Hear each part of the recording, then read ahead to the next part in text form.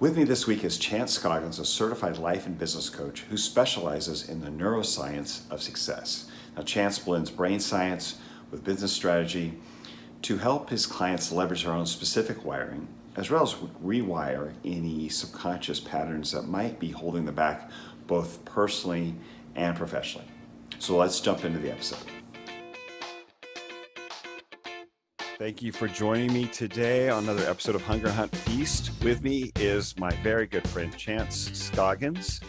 Chance is a success coach that I hate to try to encapsulate what Chance does into a soundbite, but I'm going to make an attempt here. Chance and I, first of all, I've known each other for 22 years. I think we met in 98 when I first moved here, and has been, a long time. And he has been a great resource for me when I needed wisdom and perspective and someone to help me at a crossroads and over the years.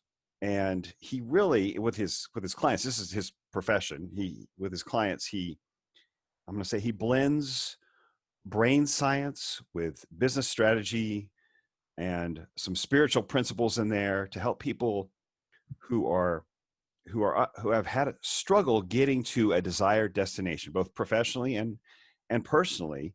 They're not sure why they can't quite get there. And it's usually involves him and his help with them, how understanding why they haven't gotten there. What is it that's holding them back? And then how they need to rewire or re-identify themselves in order to get to that destination. So how, I understand it here, but to describe it to someone in a concise way, I hope I've hit the mark. I just know how much you've helped me, and I know you're helping others, but I just wanted to bring you on here because I think it applies not just professionally, but personally to anyone trying to achieve a specific goal or get to a destination they desire in any area of their life. And that's what we're going to unpack. Yeah. Well, I'm really, really glad to be here. I love your podcast. I love you. I love what you're doing. I love what you stand for. And I'm really excited to be here to help your people and just have the conversation. So I work with a lot of entrepreneurs and a lot of creatives. I'm a life and business coach. I'm certified in both. And I love strategy. I love building things. I love building businesses and big ideas. I love working with dreamers who feel like they can't quite get there. Anybody who's dealing with something that feels bigger than them. I love working with that kind of person because I believe that we are so much more, we're capable of so much more than we know we're capable of. And I love unlocking that. The thing that I've found is that, we can grow a business. Yeah, we can grow an idea. Yes, we can put together all the strategy, but almost always, actually, I'm going to say every time, there is something personal to address. We are our own ceiling. And I move the business, move the career, move the whatever we're trying to do. Really, and what compels me is the person. I want to see people get beyond their own ceiling. And I just have a talent for that and a craft for that and some skills.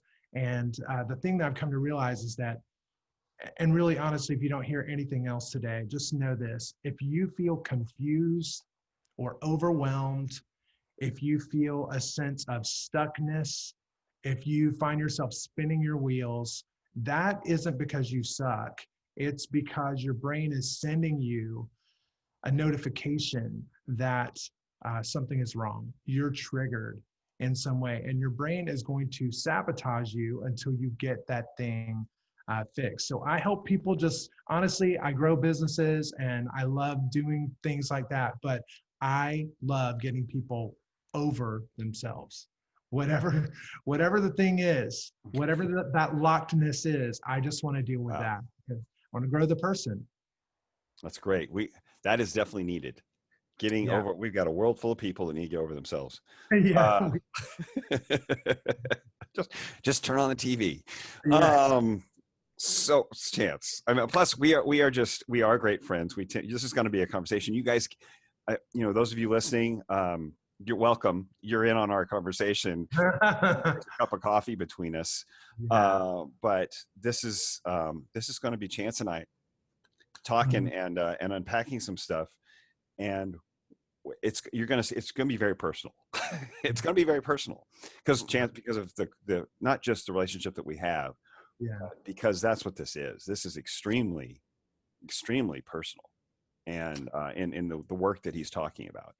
And we've done it with each other. I mean, you've helped me physically. I've helped you mentally. Like we've definitely helped each other, coached each other along the way for sure. Yeah. So we'll do some of that today. There's a level of trust here that allows us to there's no walls. So, and I think those were broken down years ago. A couple decades ago, yes. Yeah. So it's you might get a little personal, and but I think that's important for what you're talking about doing, because you do have to be very honest with yourself. And I mean, I'm not even sure how to begin this except to say, well, let's just start with my most common client, all right, dealing with their health goals, for instance. We've talked about this before.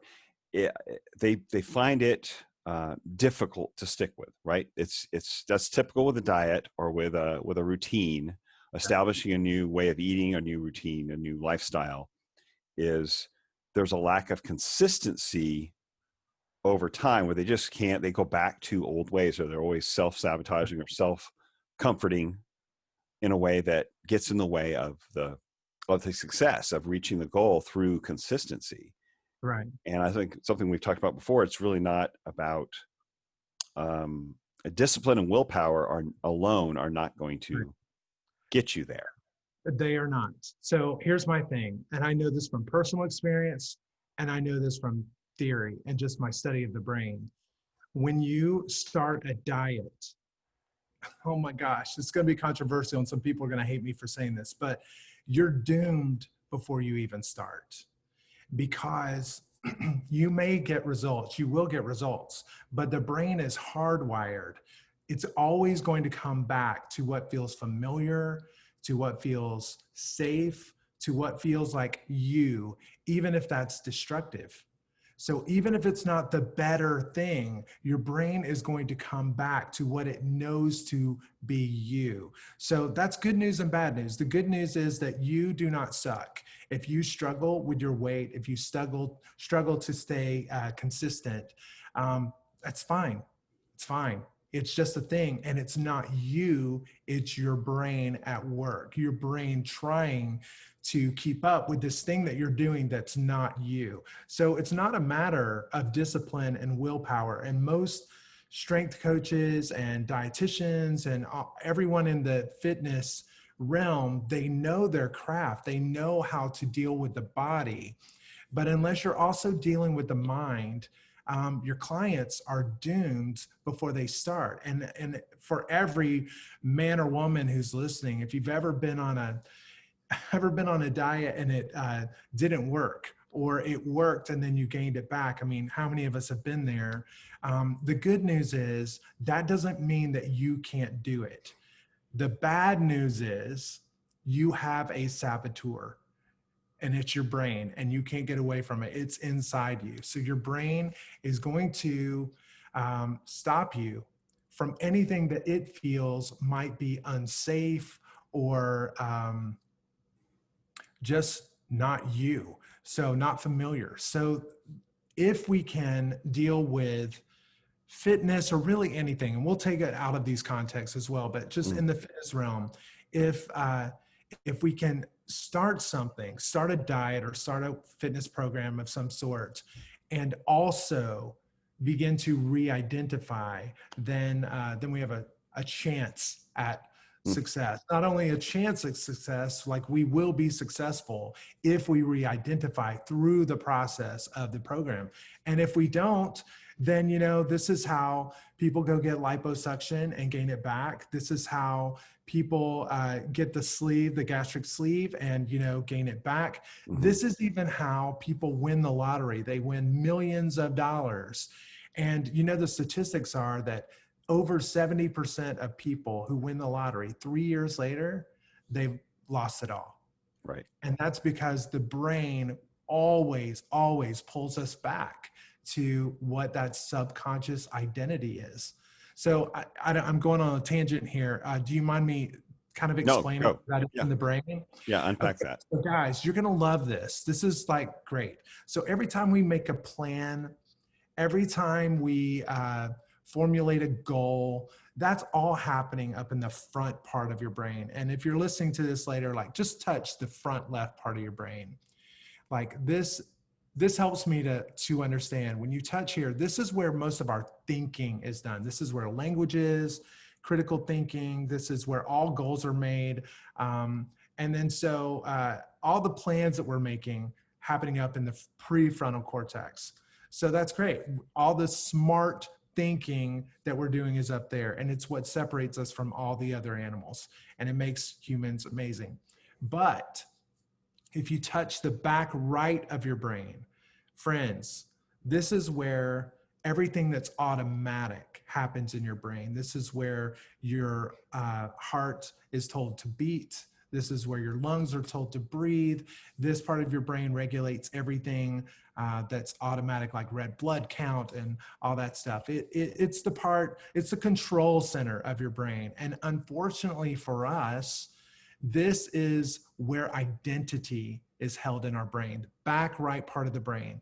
So anytime we are making a plan to be better, to do more, to have more, listen, we can plan all day long, but if it's not congruent with what's written as identity, we're screwed from the beginning. Because if your brain is fighting, and you know, we feel that double-mindedness sometimes. I want to work out, I don't want to work out. I want to quit my job, I can't quit my job. I want to move to Switzerland. Oh no, that would be the worst thing in the world. You know, like we go back and forth and back and forth. And that is your prefrontal cortex and your animal mind back in the back, Right. at war with each other. So in the end, we do what we are. Whatever we are, that's what we're going to do. So a squirrel is going to gather nuts. An alligator is going to chomp your hand off, not because he's having a bad day, but because that's what an alligator does. And so our goal is then to figure out, like, what am I? What is written? What's coded on me? What does a chance do? What is a chance? What is a Zane? And who are you? What's coded on your operating system? And when we figure that out, and we're just curious about it, we're not judgmental about it, then we have a shot at reprogramming it. And we absolutely can. Wow. So that's essentially that's what you help people identify what's currently written, so they can then change the writing. And I'm sure that's a lot of work, introspection. Yeah, it can be, but honestly, you look for the problem. Look for the problem, and you'll know what's written, because our outside world, our external world is just a reflection of the belief that we carry, that identity that we carry.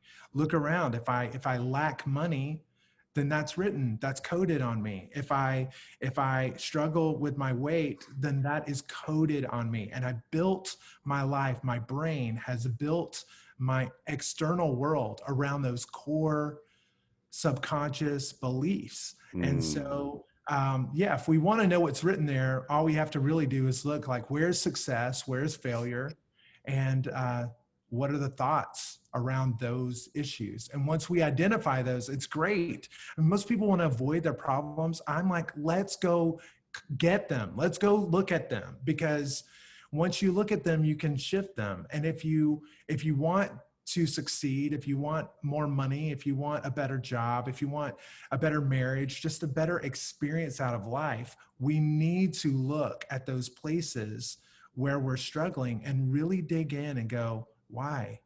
Like, what do I believe about that? I'm doomed. It won't work. I'm not enough. I suck, he sucks, she sucks, they're awful, the world's out to get me. It doesn't even matter what's there. We just need to know what's there so we can deal with it. And once we do, then like really honestly, all things are possible. All things are possible. So a moment of honesty, Hmm. acknowledgement, and then moving forward into reshaping. So how much of that would be influenced by external surroundings? Like, for instance, the people you're hanging around with, how you spend your time. I mean, you could say there's no discipline or willpower, but at the same time, if your identity must be somewhat influenced by your surroundings, the people you choose to be around, how you choose to spend your time, how you choose to spend your money, your activities must have some influence on that identity. Yes. And actually, buddy, I love that you just said that, but the inverse is actually more true. Okay. Your identity affects your environment. You know, Sure. if you, yes, those people will rub off on you. And yes, that environment will rub off on you. But what's even cooler to know, because it puts us in the driver's seat, you know, is that my identity causes me to want to be around those people and not those people. And so when you recognize that, then you can go, hey, is that the identity I want?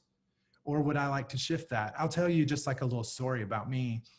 Years ago, I, started to recognize the things that I needed to personally deal with.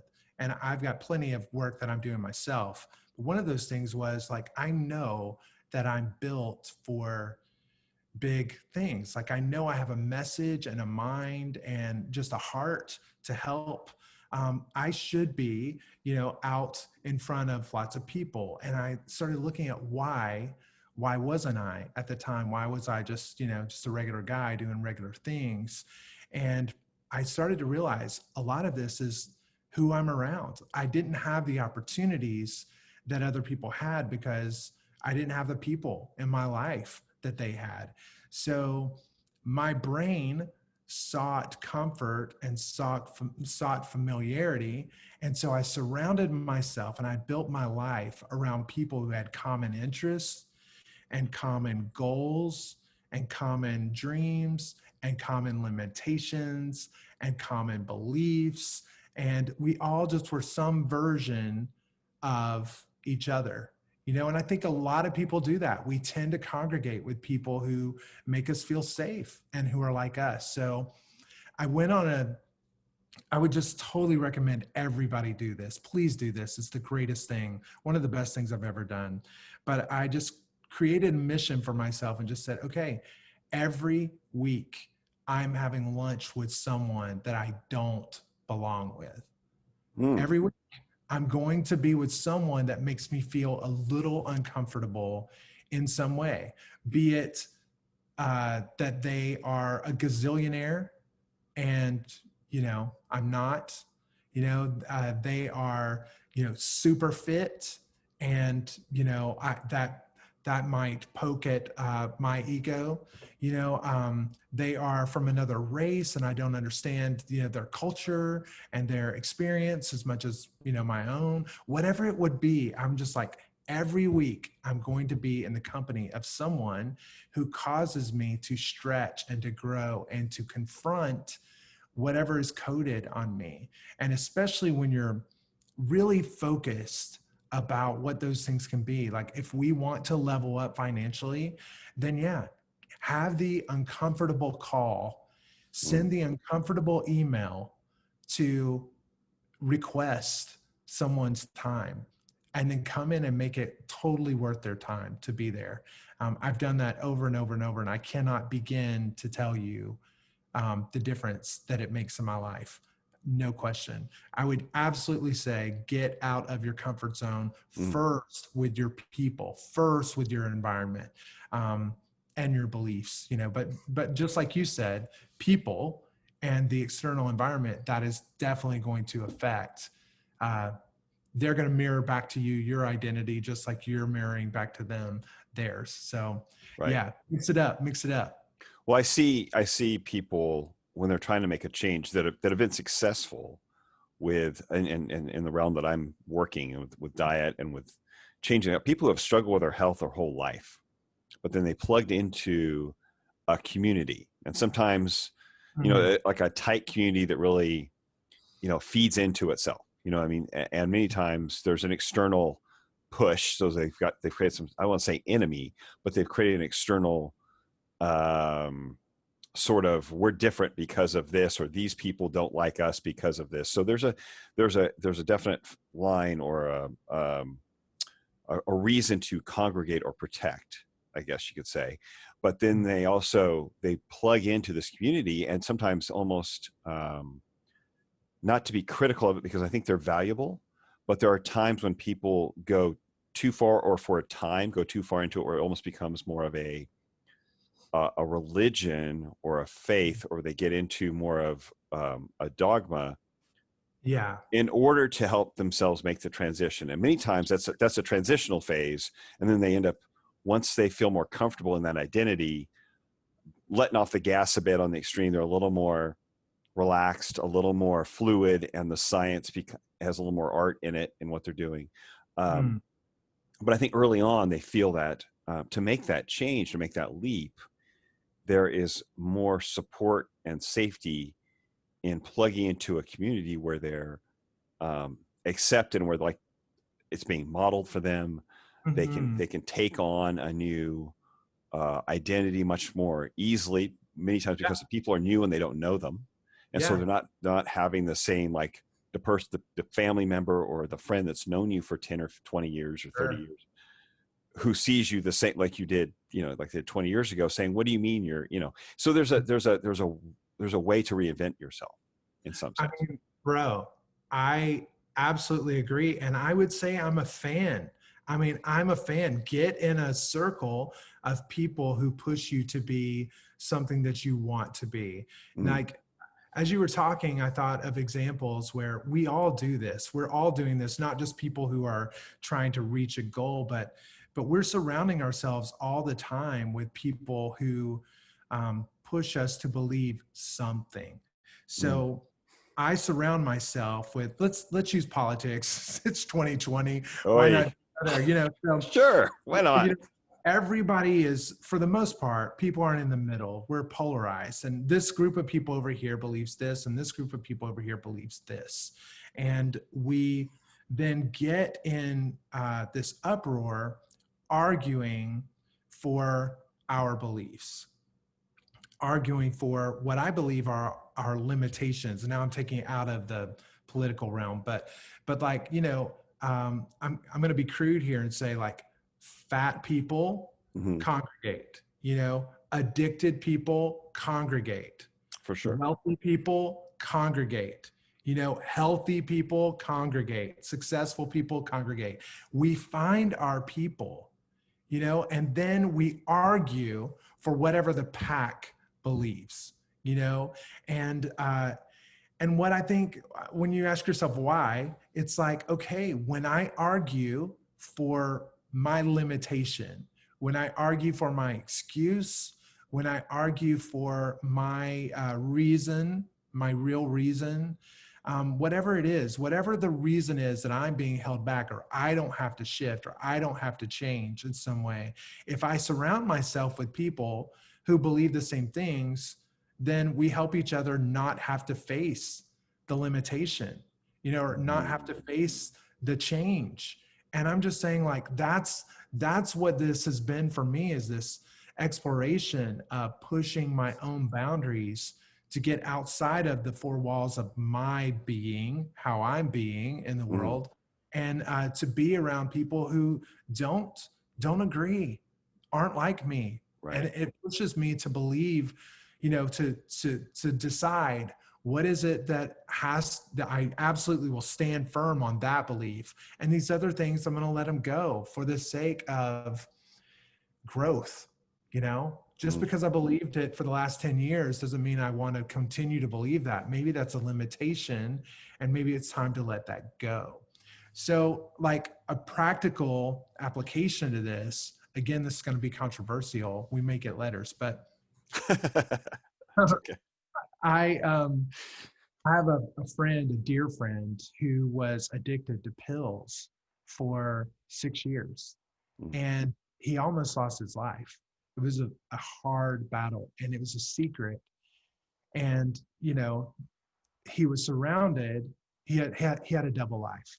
In one world, he was surrounded by people who were addicted and, supplying and making it okay and all the stuff. And then he had these other people in his life that, just didn't even know. So when he was found out, he was so thankful to be getting help. And he did. He went and got help.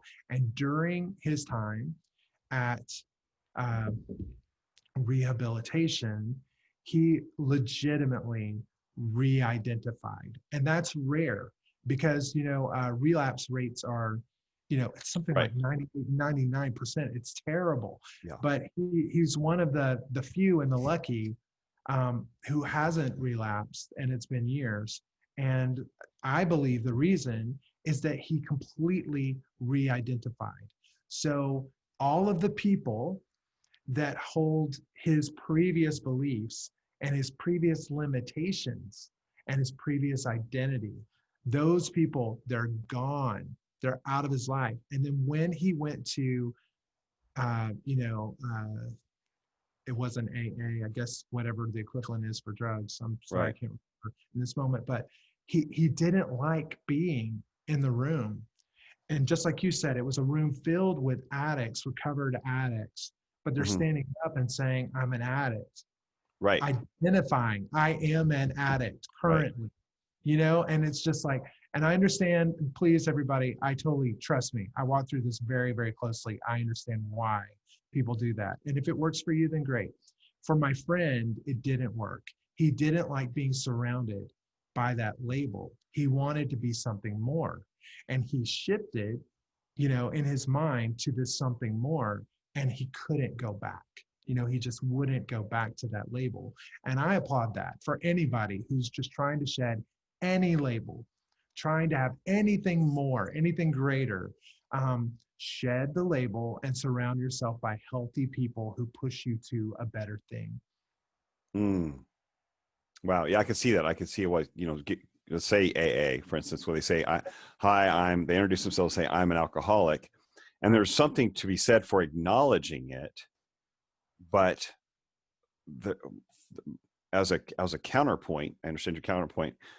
How are you going to re-identify yourself if for the rest of your life, you're identifying yourself as an addict and you're not moving? Like, what's step 2? Like, what's the next step in your identification of, I acknowledge I have an addiction. What's the next step in changing the way I look at myself? If I'm constantly looking at myself as an addict, I will always be an addict. And if it's not one thing, it'll be another. Yes. And we're talking about really sensitive things right now. Like, this is somebody out there is going, but you don't know my situation. And it's true, we don't. And so trust me, full respect for everybody's individual stories. Do Right. what is healthy, do where you're finding help, stay there.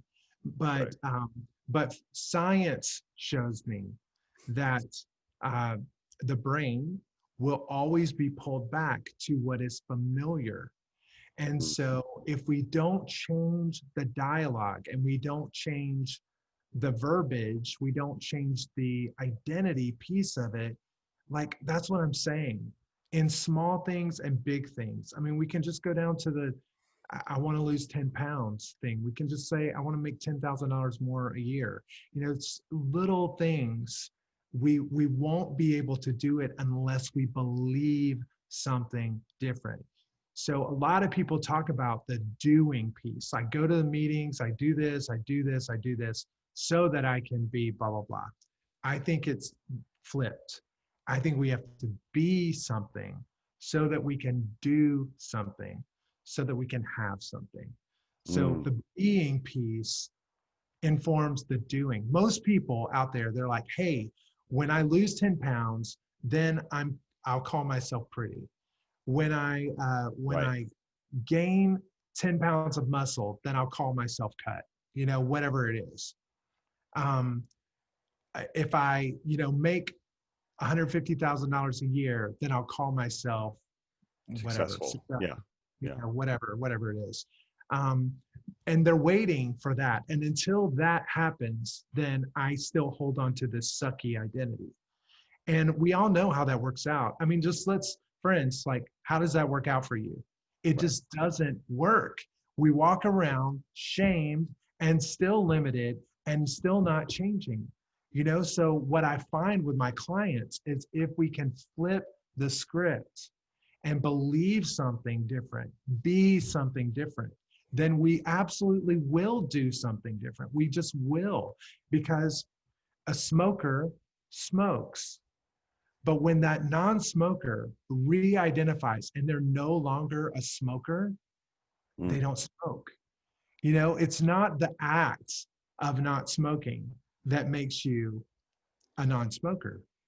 It's the identity. I didn't grow today. Did you have a cigarette today, Zane? I did not. Today Okay. was a good day. I did not have a Okay. cigarette. Okay. Tell me why you did not have a cigarette today. I have I have never seen myself as a smoker. I mean, to me, it's contrary to my belief system about Right. how I should live. Right. So, did you eat a whole chocolate cake today? No, Did you I want to? passed on the chocolate cake as well. You talked on it. Okay, so I'm just saying, like, we do what we are and we don't do what we're not.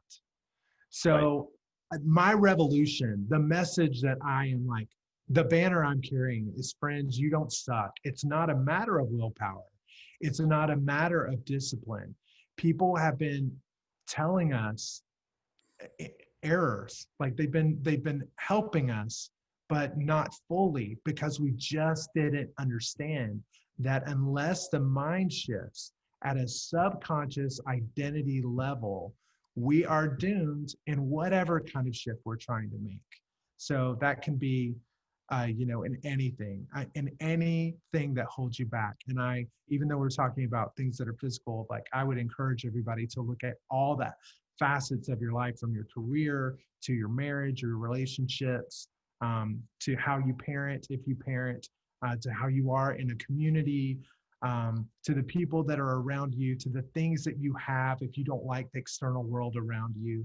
All of this stuff is highly flexible, especially for those of us who are lucky enough to be in a first world situation. Anybody listening to this, because we have internet and computers and phones. So we're all the lucky ones. And we really honestly have so much, even the worst of us, and the poorest among us have so much capacity to shift. But rather than waiting for something to change before we can believe something different, we have to believe something different so that something can change. Absolutely. That's amazing. That's amazing. It is often, and I'm just as guilty of it, but like you mentioned with dietitians and coaches and so forth, and it's changing the behavior before changing the identity, and it just doesn't stick. And too often,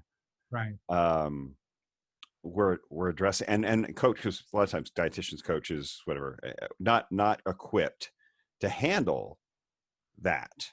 Okay, so that's just not what they've learned. They're not trained at it. They have no experience with it, and too often, I'm going to say where we need to take responsibility is that we assume that everyone has our script, because we see ourselves as we already see ourselves as healthy, fit, athletic, whatever it is in this area, in our myopic little area.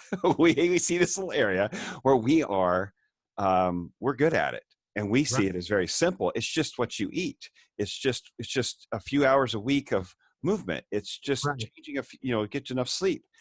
And to us, it seems very simple, because our identity is already established in these areas of discipline and behavior and our belief system. And we know that if we do this, we know exactly, we already believe what the outcome is going to be.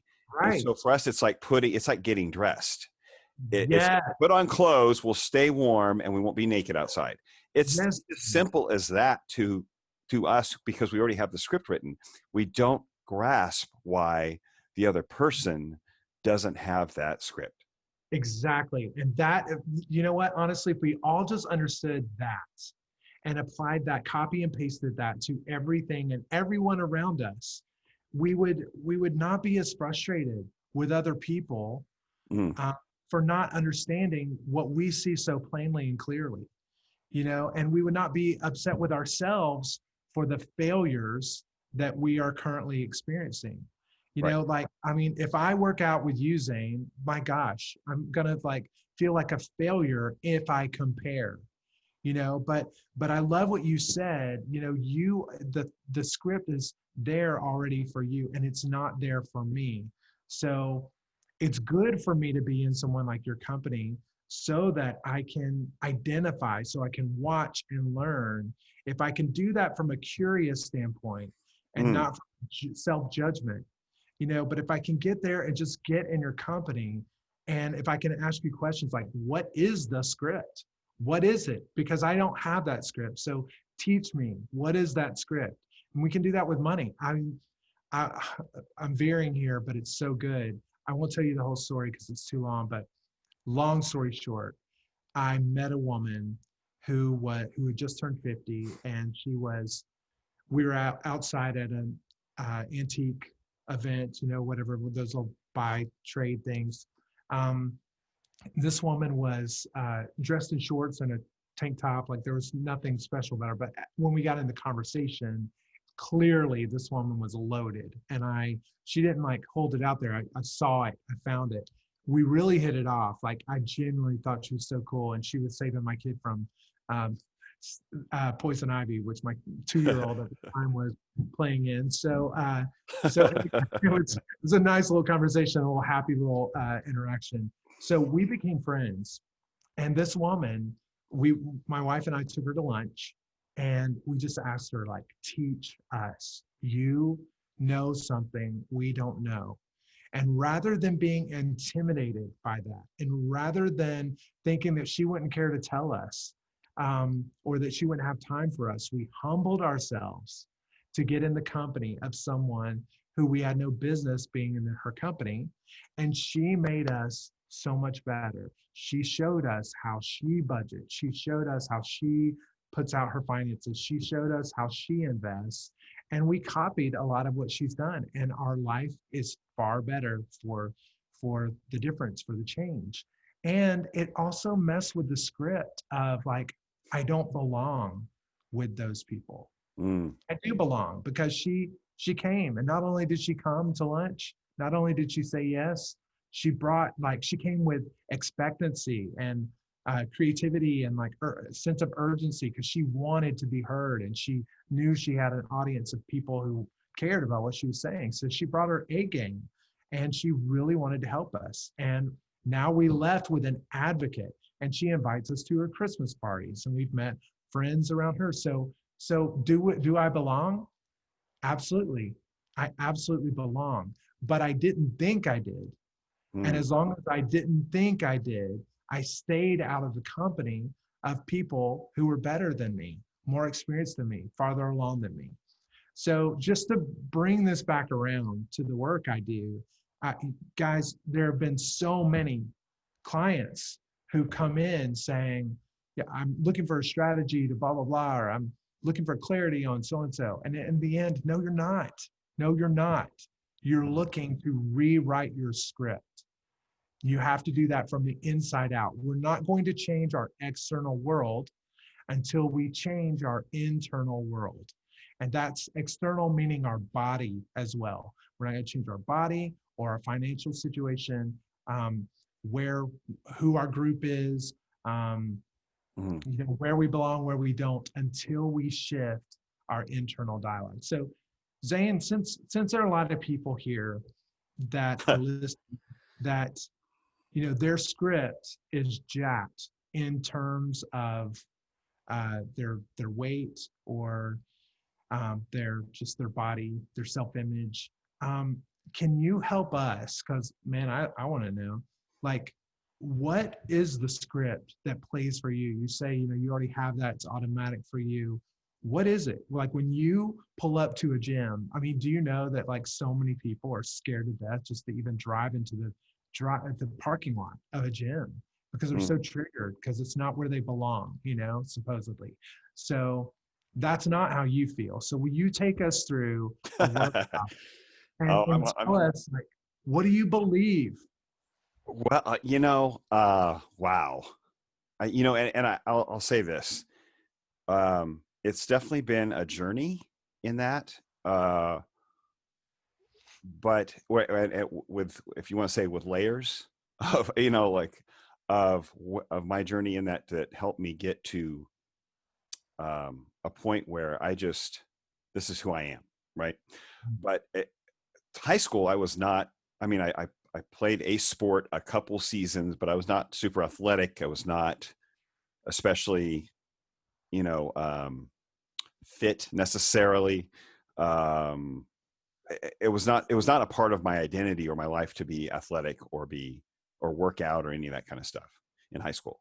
It was something that came in college when a guy who played football for the college mentioned something to me about, hey, he just took notice, and he said, hey, he saw I was fairly lean, pretty thin, that I think you'd probably respond well. Your body would respond pretty quickly if you started lifting weights, if you started working out. And so he met me at the gym at the college and showed me a couple workouts to do and said, here, just keep doing this, just alternate these. But he took the time to do this and just spoke a few words of encouragement. And I started doing it and saw some results. And that kind of got me to a point where I felt comfortable, like you said, with the gym.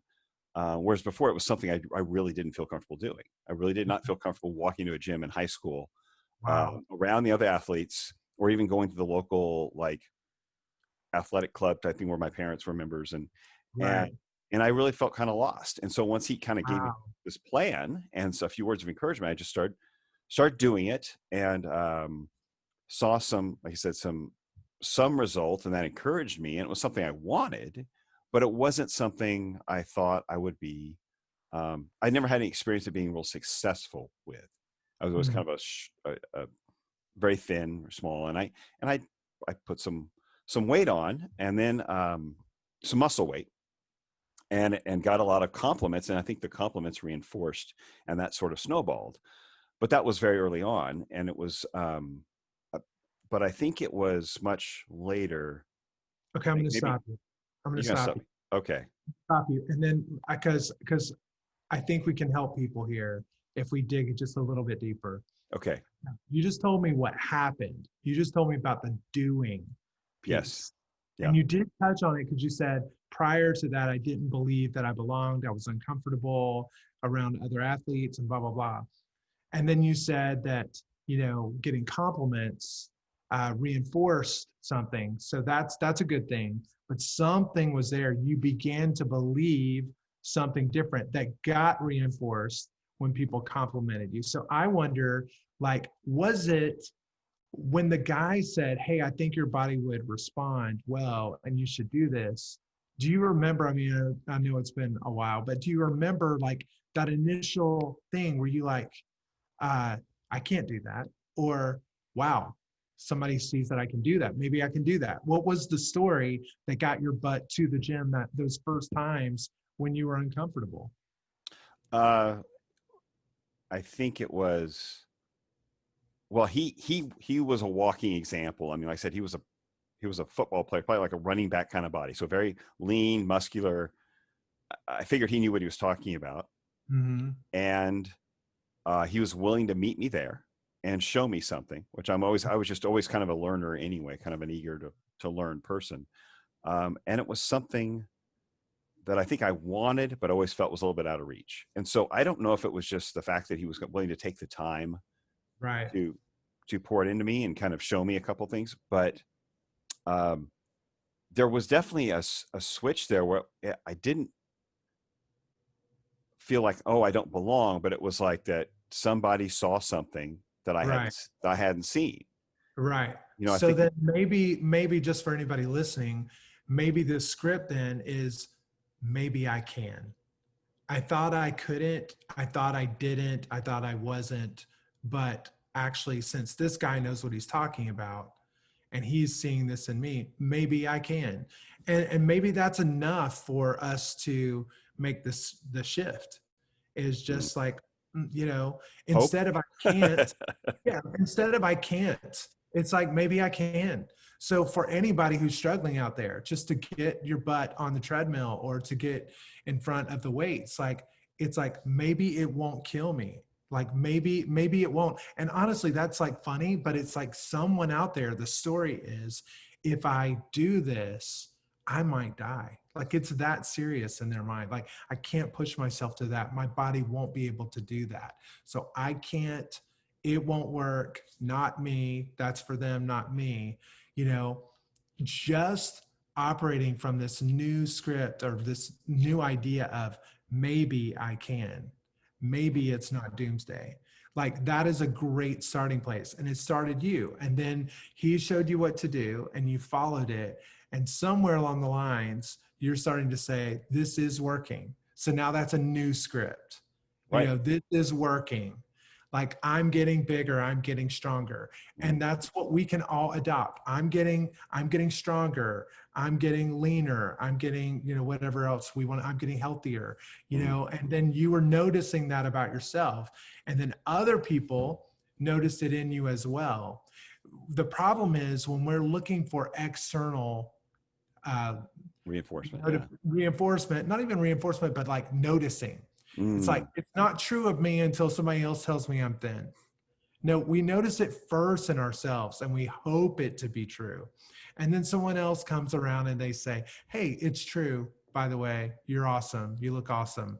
And it should be that. Like we should be noticing it in ourselves first, rather than Absolutely. dismissing Right. anything until we get that notoriety from someone else. Like that's a shift that we have to make. We're not looking for external reinforcement as much as we want to notice the progress in ourselves. So Right. keep going. Like, let's skip way forward because I mean, honestly, I watch your Instagram videos and you just feel like you look like an alien to me. I'm just like, I know there's so many guys listening that are going, thank you for saying it, Chance. I'm like, who is this? What is this body? Like it is so foreign to me that I can't even identify with it. Like, so it would be hard to follow you because it seems like another, just so many things out in front of me and out in front of most of us. Like you become that picture that you saw in the guy. Like now you're that for so many other people.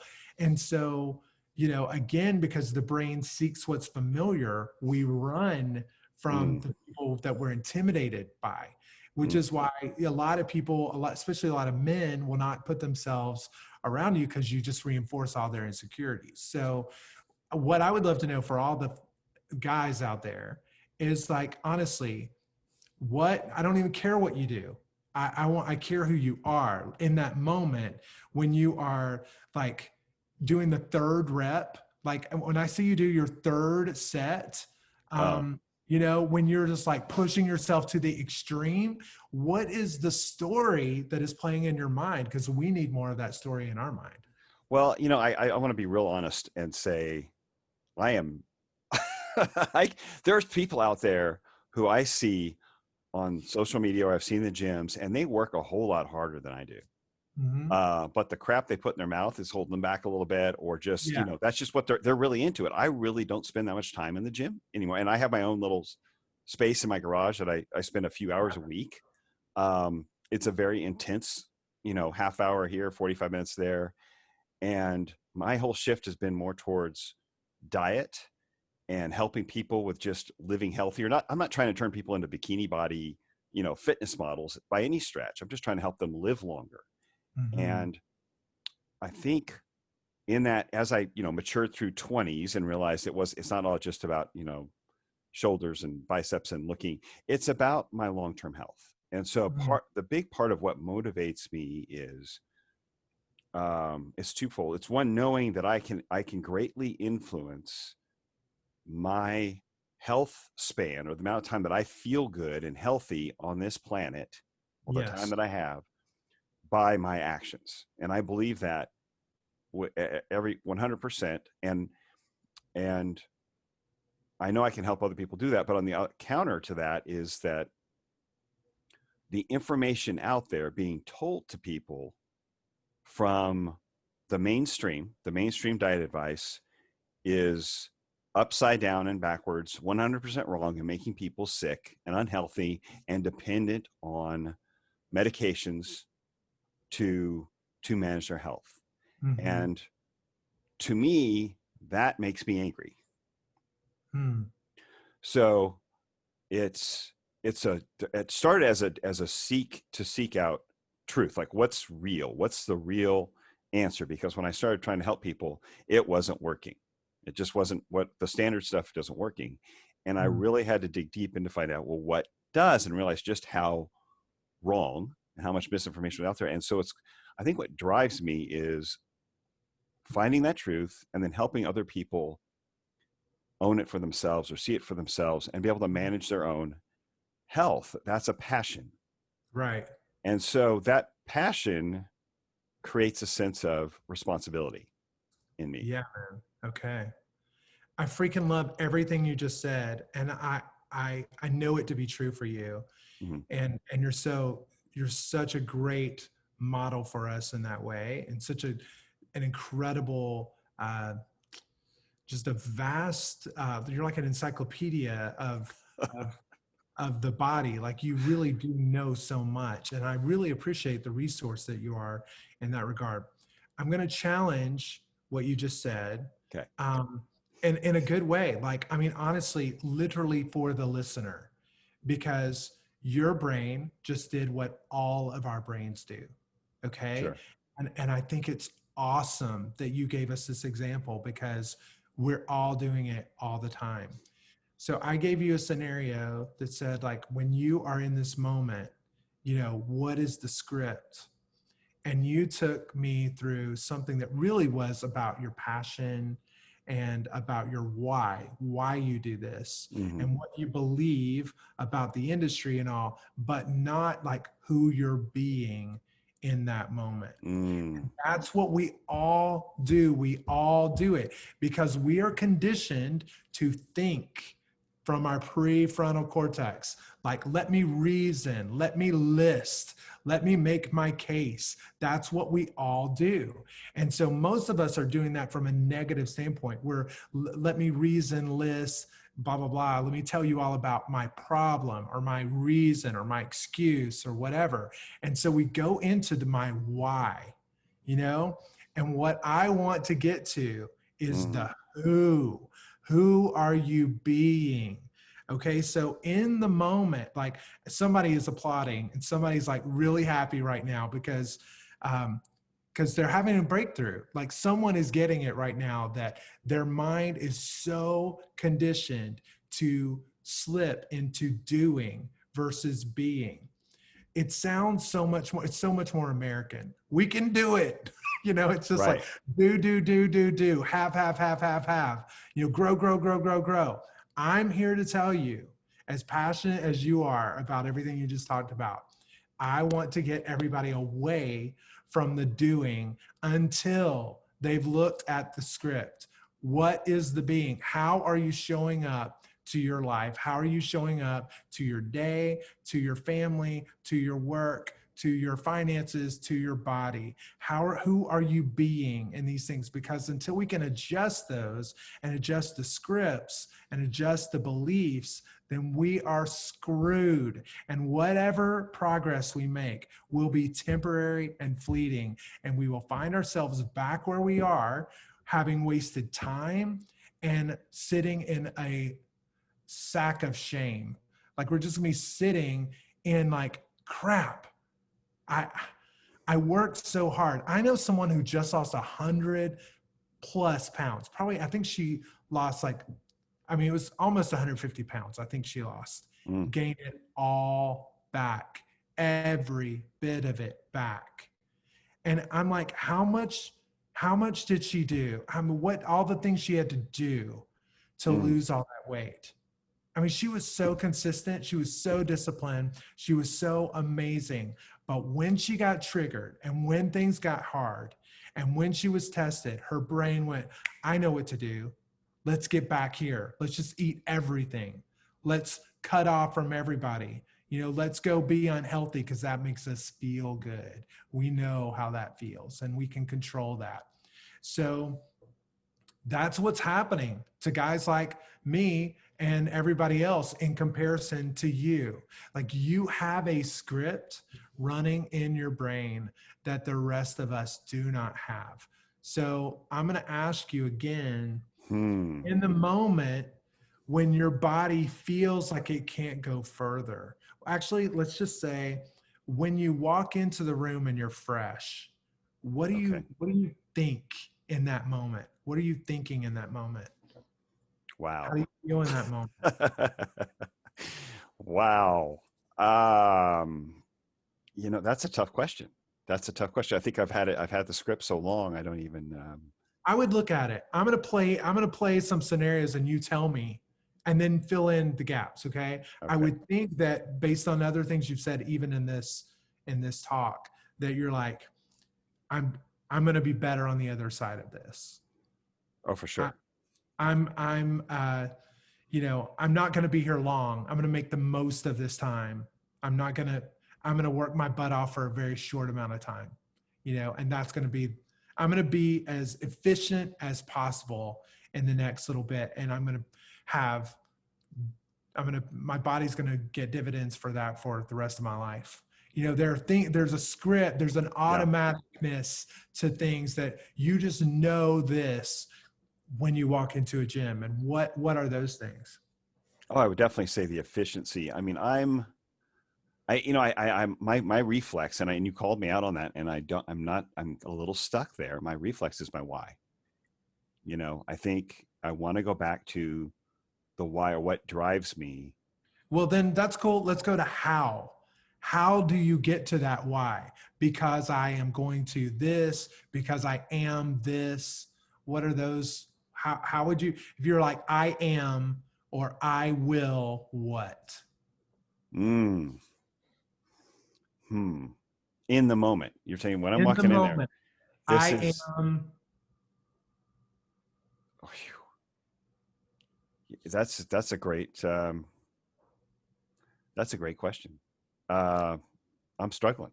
Well, and that's okay. Like, honestly, it's good. It's good that you would struggle, because it points to the fact that we all struggle with this. And that's why everybody should call and hire me. Like, this is the deal. Honestly, until we get to the negative script, I am not enough. I am a loser. I am as big as a house. I eat everything in sight. I, need food for comfort. Whatever the script is that other people have, until we are able to identify it and also willing to face it, we are screwed. So, and once we do, we immediately have all the power, because now we can change it. Because instead of I am this negative thing, we can begin to believe, before we have the results, just the maybe I can, maybe before we even get to the result that we want, we can begin to believe something different. I'm doing it. I'm getting better every day. I'm stronger today. I'm healthier today than I was yesterday. This is for my good. This will not kill me. I love to sweat.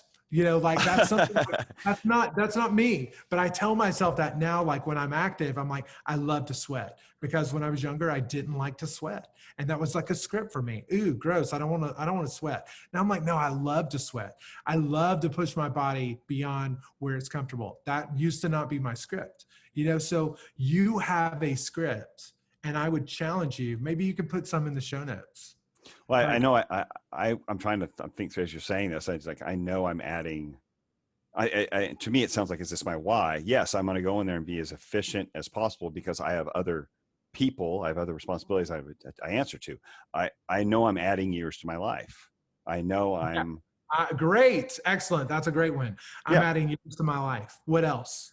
That's probably the biggest one. I mean, I have and you know what my family's like, but I have people I want to be around for a long time. You Yeah. know what I mean? Yeah. And but I know I'm adding years to my life, and I know Yeah. I'm an example to do the same, to help other people do the same thing. I mean, Yes. I do really am driven by what am I going to. I I've spent the last 20 years experimenting, 25 years or so experimenting. So I go in also knowing I'm going to each time I think I'm going to learn something. I'm going to there's got something is going to and the same with whether it's food or something I'm listening to. It's like Yeah. I'm going to learn something that's going to help somebody else, or it's going to help me live longer. It's Excellent. going to help somebody else live longer. So So there I'm you've got one. You've got one right there, and I'm just stopping literally for everybody else. okay. Um, just I am learning. I'm about to learn something. Mhm. Something's about to click. You just said both of those things. Like that's the being. That's the being, and that's the believing that you're bringing to the moment. Versus this isn't going to click. I can't do this. That's everybody else's script. You have a script that says, I can do this. I'm about to do this. I'm going to make it my, be, Yep. I'm going to own this moment. You know, I can do this. I'm created for this. I'm awesome at this. I'm going to get pushed, and that's a great thing. Mhm. I can't wait to get challenged because I know I'm going to bust through that wall. And that's going to teach me how to help someone else bust through the wall. Like, you should really sit with all of the things, or actually, you know what, bro? In your next workout, in your next 5 workouts, keep a piece of paper and like think like what's going on in my mind in this, I'm not just automatically doing that third set. When in the second set, you have so much weight on you, and you're like pushing yourself so far. The first one, I see you breeze through pretty much. The second one, you're tested. And I see that in the third one, you don't really want to be there. But what I fucking love is that you look at your clock, you look at your watch, and when ding, it's when the ding happens, you're like, dang it, go. And I even see like the oh shit, like I see the look on your face. You Yeah. don't want to do Like it. this is going to suck.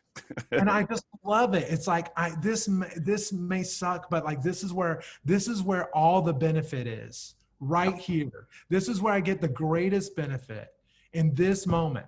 And that's true physically, and that's true mentally, and that's true spiritually. The more I push myself, the better I am, and the longer I live, and the higher quality my life is. This moment is where the good stuff is. I know that you believe that, because we do what we are, and we don't do what we're not. And whatever we believe, we act from. So without those really supportive beliefs, you would do what I do, which is there's no way I could do that in that moment. You have a different script than I have. And so part of how you can help all of us, and I'll say, man, in future podcasts, like it would be so great for you, and certainly with your clients, but like passing along your belief system so that we can then acquire that from you and begin to, just observing you, I see he must be thinking X. He couldn't do that if he didn't believe this. So to identify how you're showing up is a helpful thing, because all of us, just to come back to where the very beginning of where we first started this conversation, we are our own ceiling, Yeah. every single one of us. And our ceilings are in different places, but we all are our own ceiling. And you know this better than me, but it's not our body that stops. It's our No, mind. It's absolutely. our mind that stops.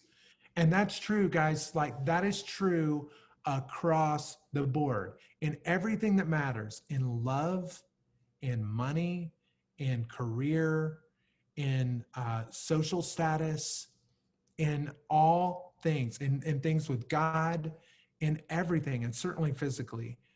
Our brain stops short before our body will, or we are our own ceiling. So, to do whatever we can do to push beyond that, is the deal. That's the deal. That's where all the good stuff is.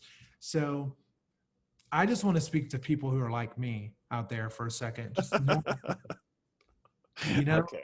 All I'm right. just like, I'm sure you have some machines out there that are like you, and y'all can all form a club of, we're amazing, and this isn't hard for us. But for everybody else, and I think this is the vast majority of people, like, maybe we didn't grow up. Maybe we didn't have the guy identify us and say, hey, you can do this. Like, I never had that.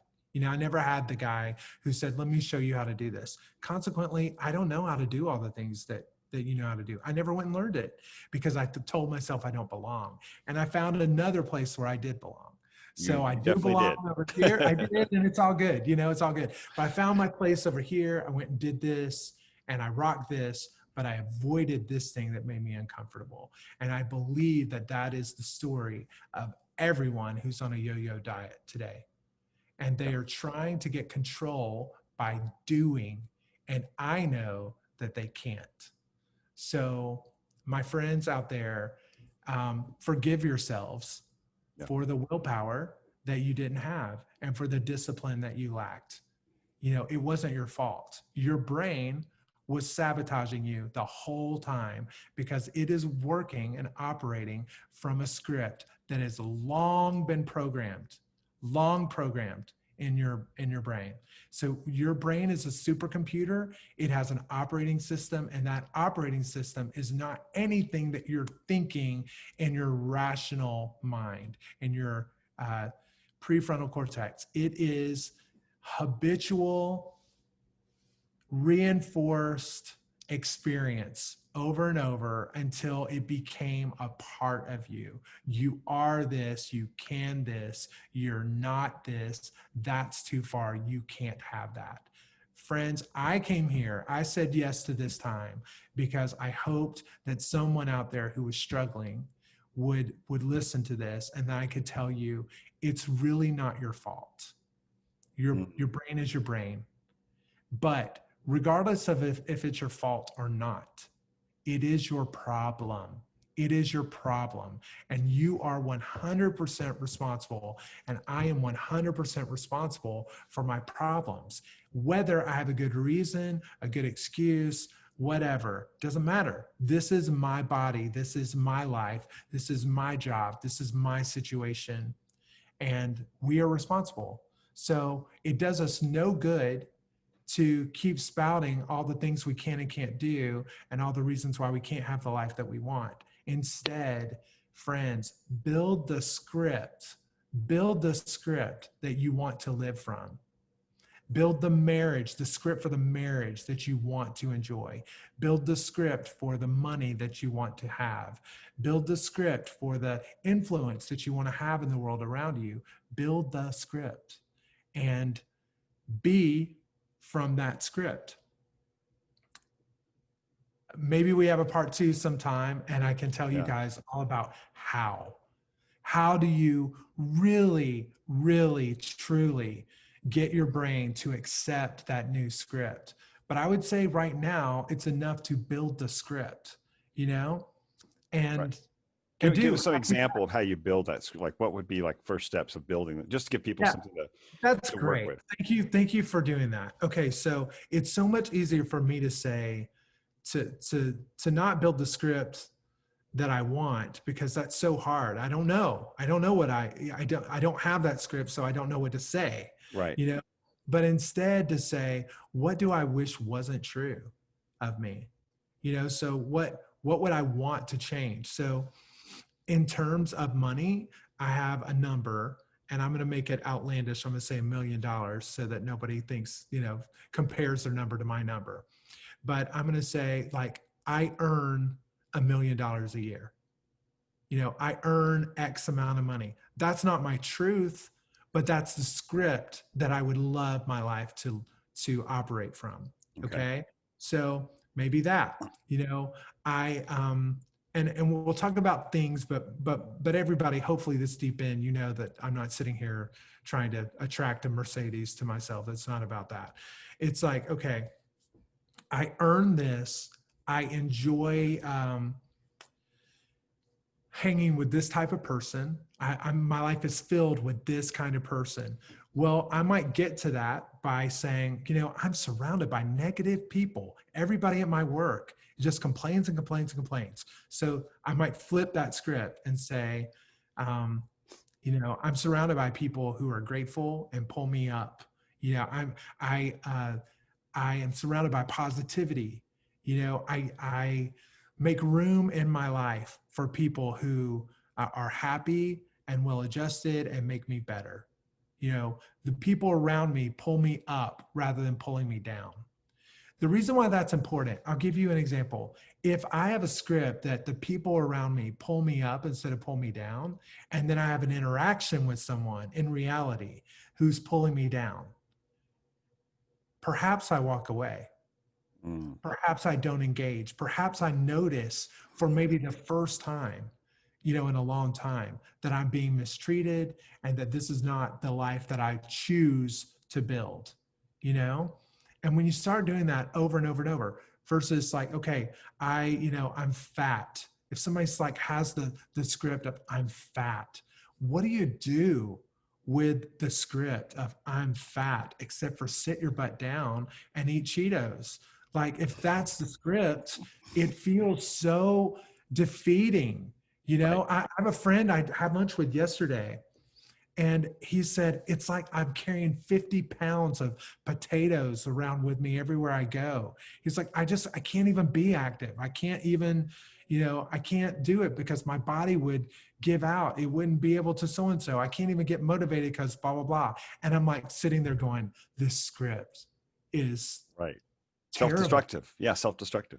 Well, and it's his truth. It's his truth. So we're going to operate from that truth, and we're only going to do from what we are. So if I'm a fat ass, if that's who I am, if that's what I've labeled myself, then yeah, I'm going to sit down. Yeah, I'm going to sit down. And even if I lose 150 pounds like my other friend, and I have all these people applauding me, if I haven't flipped the script of I'm amazing, I'm skinny, I live the life of a skinny person, I live the life of a healthy person, I choose to be active like a healthy person, I did this and I can maintain it. That was not her script. And so her results did not fall in line with what we would have thought. So for those looking at the doing, they'd say, oh, she did it. Look, applause, applause, applause. But I'm sitting here going, it's about the being. We cannot sustain the doing without the being. So friends, like, how do you reinforce the being though? I mean, what do you do to reinforce?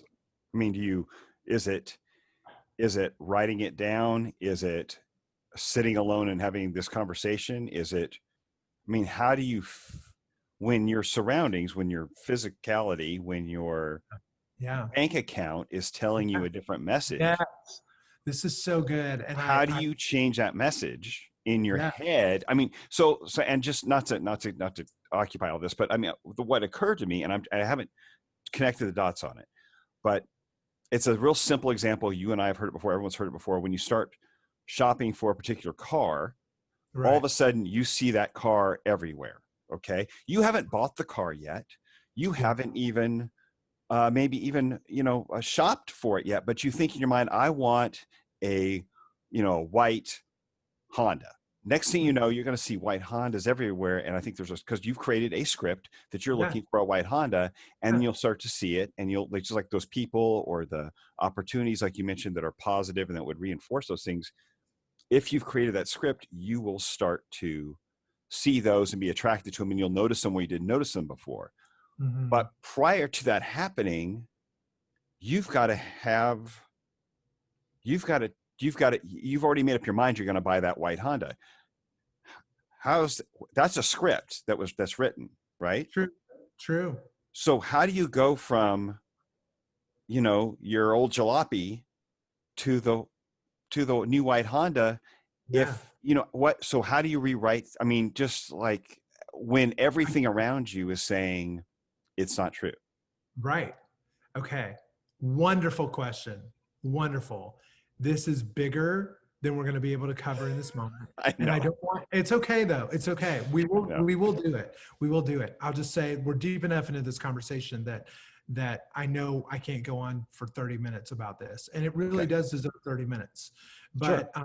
But I will say this, the script comes first. Okay. Decide first. The script is paramount. If I can't identify the problem in my script, then I can't identify the solution. If you can't identify the problem, you can literally flip it. I'm fat, I'm skinny. I'm poor, I'm rich. I suck, I'm awesome. I can't. They like me, they don't like me, they love me. You know, whatever the negative thing is, you can flip it around and say the opposite, and then look for evidence of how that could be true now. Could be true, how it could be true now.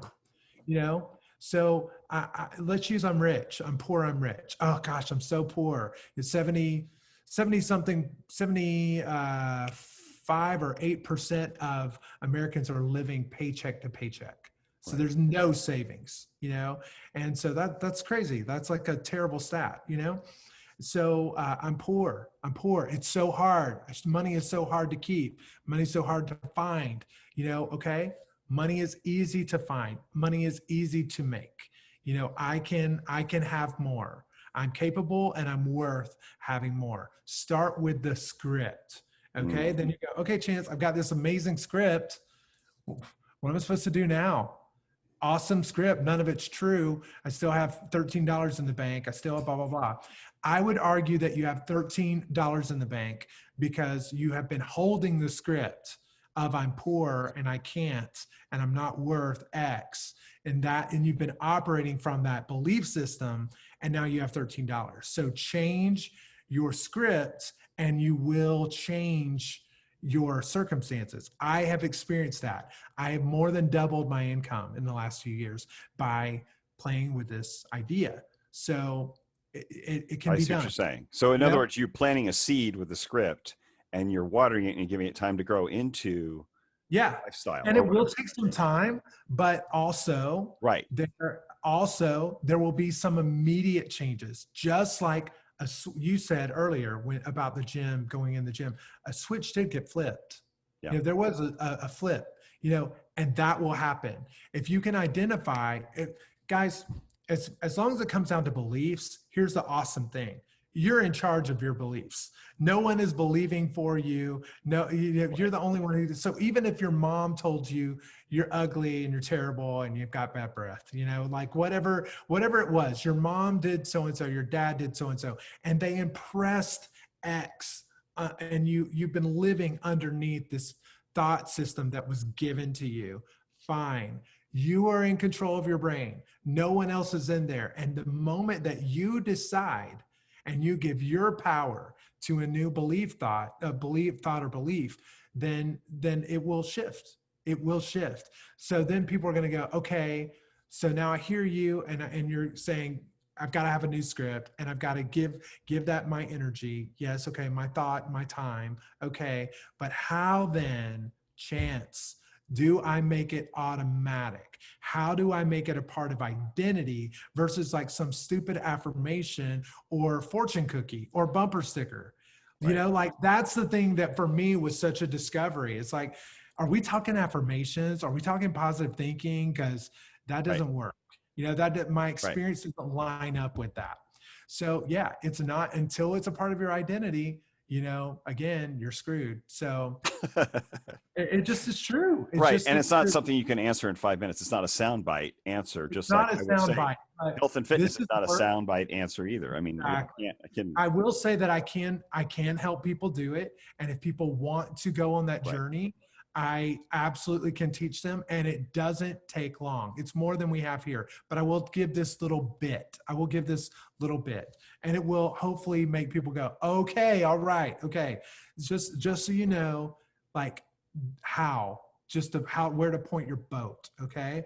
So like we started off, prefrontal cortex, everybody touch the front left part of your brain.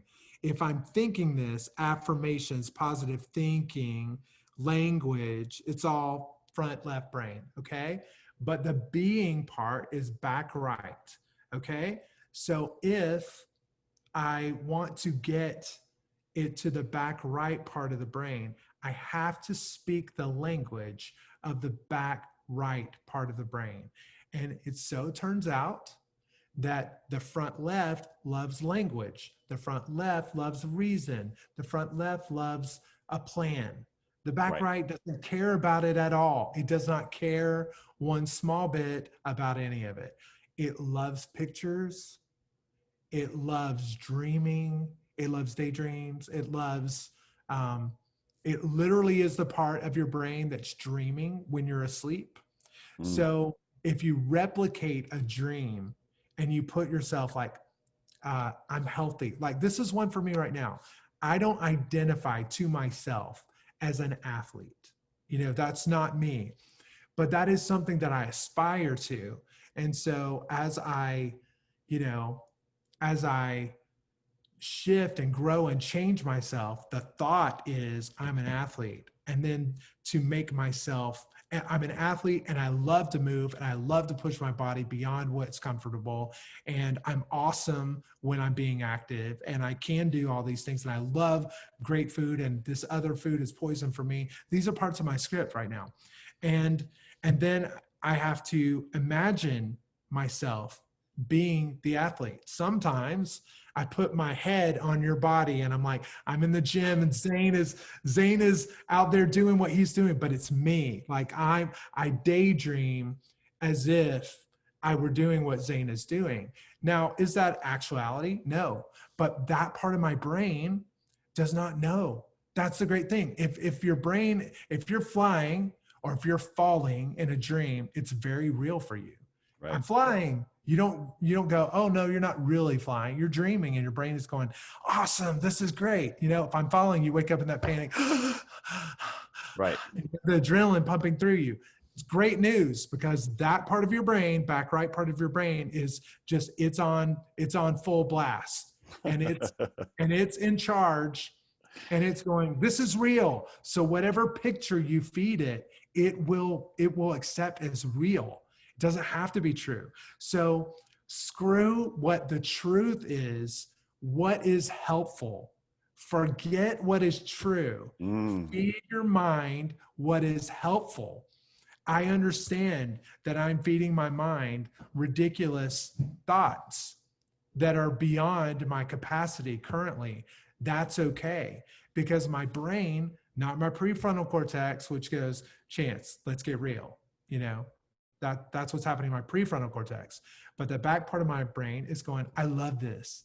Tell me more. Show me more. What a great story this is. What a great picture. I love this. Like watching story. a movie. Like you're showing you're creating your own movie. Create your own movie. And there's more to it, but just so that people out there go, how would I even begin to do it? Sure. Or can I even trust it? Friend, like you can trust it. You can absolutely trust it. You will not shift until you shift your brain.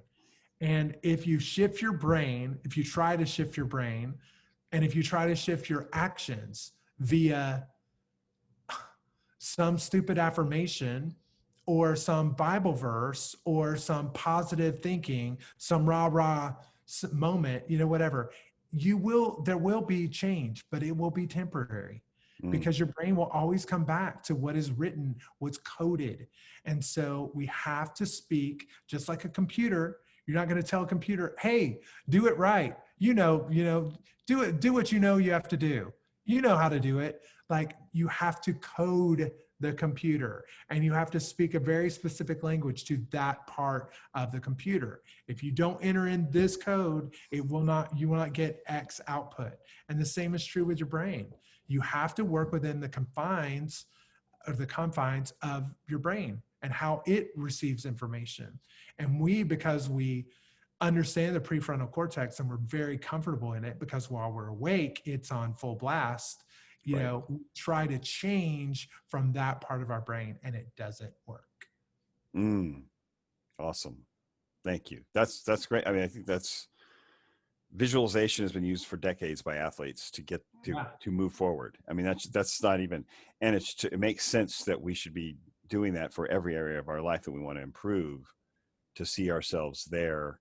Like you said, it's not a simple affirmation. It's you're addressing a different part of your brain in order to, that's the only way to really see yourself doing it. Yes, true. To really see, because otherwise you're not going to see it. There's nothing else that's going to reflect it to you. You've got to create the reflection first, is what I hear you saying. You've got to create this image of you doing it, and build on that.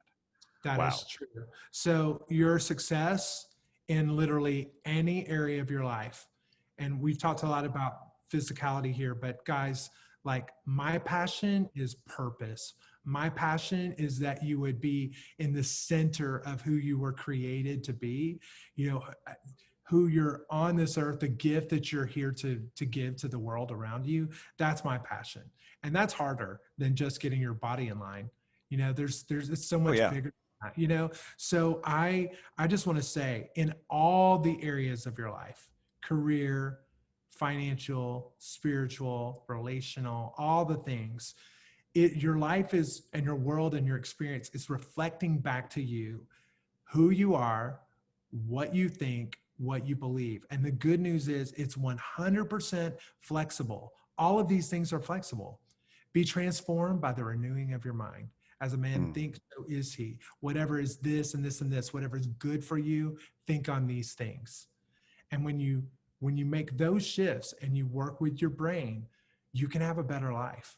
I don't care where you are. I don't care what your past is. Doesn't matter. That story is old. What is the story that you need to acquire? Who do you need to be from here out to go and have the life that you really, truly want? And I believe the life that you're truly here to live. That's the question. And that's the work. Wow. Awesome, Chance. Yes, we do have to have you back for a part 2. No question. Yeah. We're gonna have to get deep. Well, thank you. Thank you for all of your time you shared with me. I know it's precious. And how can people reach out to you? I know you have your relaunch program, which is very successful. Tell us about that and how people can find you and find out more about you. Yeah. So for anybody who has enjoyed this conversation, just know that it's the anchor of my course. And I've never been prouder of anything in my life than this course that I put together. It's as if it's like, if I could only teach you these things, and what's the very best of what I have to share with the world, I put it in a course. It's called Life Relaunch. And it's the first 2 weeks is like totally like the being piece. Who am I here on this earth to be? And then what do I want to do with that? And then the next 2 weeks, 2 solid weeks, talking about what we're talking about, identifying those negative scripts and reframing them and getting them in your brain from an identity perspective. 2 solid weeks on that versus, like, you know, the minutes that we spent here. And then the last 2 weeks are really about moving you towards getting that plan into action. Everyone who's taken this course, I mean, I would venture to say everyone would say very positive things. And most people who took it would, you know, praise it big time. There are huge, huge breakthroughs available if you know how to work with your brain and if you take the time for self-reflection. So Life Relaunch is a 6-week program. You can come work with me. If you want information on it, you can join my wait list at chancescoggins.com/waitlist, which is WAIT-LIST. So waitlist. And then that will give you a little bit of information and you can join there, or you can just email me, chance@chancescoggins.com. And I'll say this, I'm not going to tell you what, because it would take too long, but I have a little gift for anybody who made it all the way through. It says you're serious. And I care about that. You invested time with us. I want to bless that. And so anybody who hears this and wants to, if you email me at Scoggins, I have a surprise. My kid would say a butt prize. When she was little, she was like, a butt prize. And so I have a butt prize for you. If you email me, I have something that will help you take this to the next level. So you can just email me and I'll send it right back to you. No strings attached. Awesome. So yeah, it's a Chance Scoggins and www.chancescoggins.com. And Life Relaunch is my course. We're launching in the fourth quarter. So come be a part. We'll link to those in the show notes for sure. So they can just click right to it. So we'll, thank you again. That's awesome. Chance, I know I've heard nothing but great stuff about it. I feel privileged to have had you as a friend for the last 20 years. And I've gotten some of your personal attention with this over coffee so many times. And I'm so happy to have had you here to share this with my audience here. So I thank you again. I definitely want to have you back at some point to continue unpacking. Guys, check out get on the wait list, learn more, dig in and check out his material just to understand a little bit more about what Chance has been saying. And if you're serious about changing your life, pull the trigger. I don't know anyone better to help you rewrite the script. I don't know anyone better. So you get my full recommendation. Just if you're ready to change something, pull the trigger and go with Chance. So I mean, I would love to work with you, and if not me, still pull the trigger. Yeah. Like, life is short. It's getting shorter every day. I was at a funeral, on Saturday, and we just really can't afford to live with these limitations. We just can't afford it. We are wasting our days, wasting our life, hoping that life will get better, when we are here to make it better. It's on us. So friends, you can do it. You're capable of far more than you ever knew, ever gave yourself credit for. And you can forgive your past because your brain was just doing what it knew to do. And if you know how to work with your brain, then you can create a different future. And that is the truth. Nothing truer than that. As a man thinks, so is he, period. Awesome. Thanks, Chance. All right. Love you too, man. As always. Yeah.